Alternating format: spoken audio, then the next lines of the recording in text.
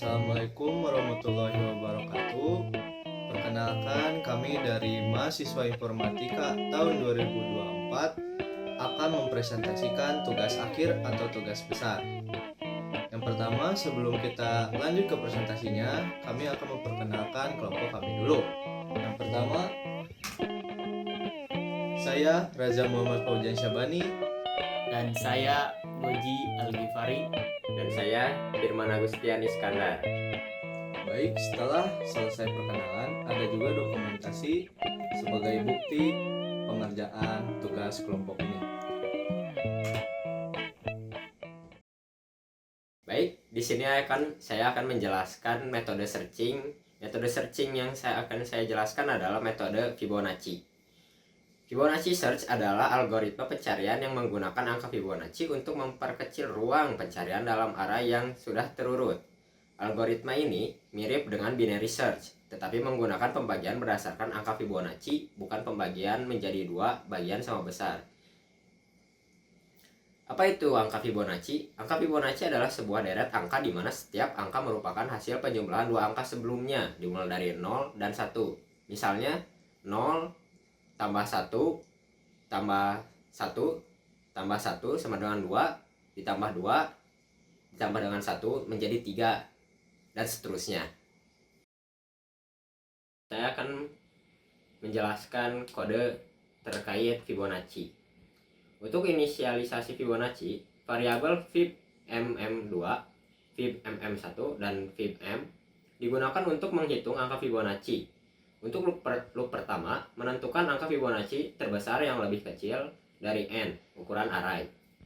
Loop kedua merupakan pencarian dengan memanfaatkan angka Fibonacci. Jika elemen dari yang dicari lebih kecil, maka pindah ke bagian kiri. Jika lebih besar, pindah ke kanan. Jika ditemukan, mengembalikan ke indeks.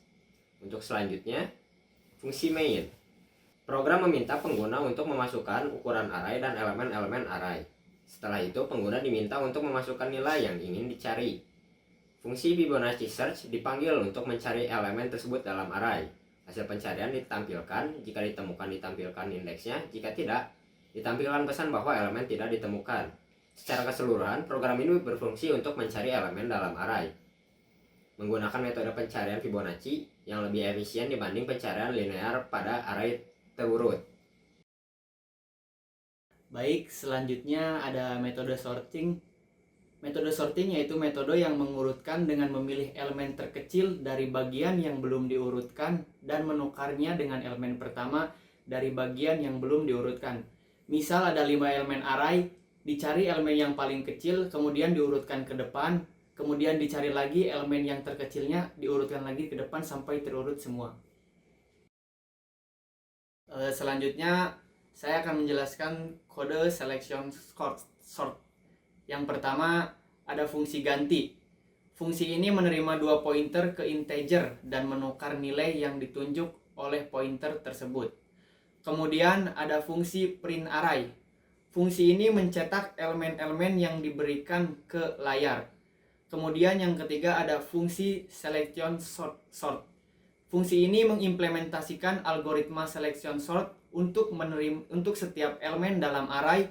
Ia menemukan elemen terkecil di sisa array dan merekrutnya dengan elemen saat ini. Selanjutnya yang terakhir ada fungsi main. Fungsi main pertama meminta pengguna untuk memasukkan ukuran array, kemudian pengguna diminta untuk memasukkan elemen-elemen array. Setelah itu fungsi selection sort dipanggil untuk mengurutkan array, dan yang terakhir array yang diurutkan dicetak ke layar. Lalu selanjutnya ada yang terakhir, yaitu gabungan dari kode pertama dengan kode kedua, yaitu metode Fibonacci dan selection sort. Jadi pada kode tersebut ketika dieksekusi, sebuah sorting akan menyorting sebuah array yang mana ketika sudah disorting atau diurutkan, maka function untuk mencari alias searching akan dieksekusi untuk mencari elemen yang diinginkan oleh user.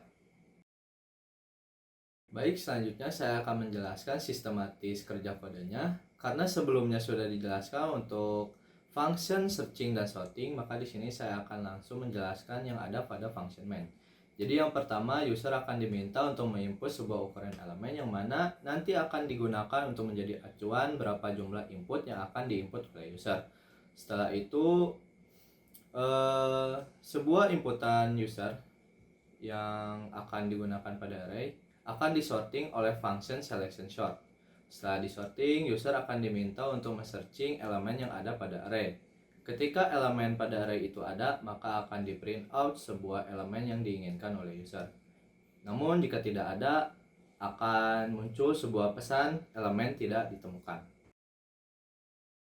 Berikut adalah demonstrasi dari kode yang sudah kami kerjakan.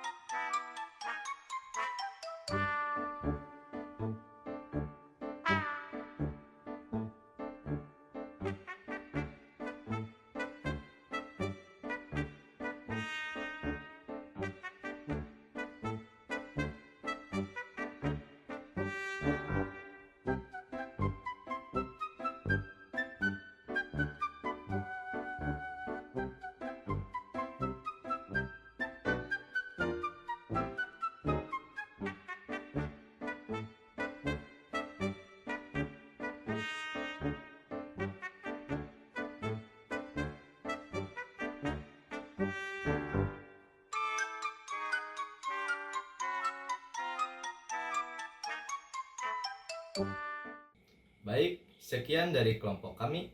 Saya Rajan, Saya Goji. Saya Firman. kami bertiga Pamit undur diri.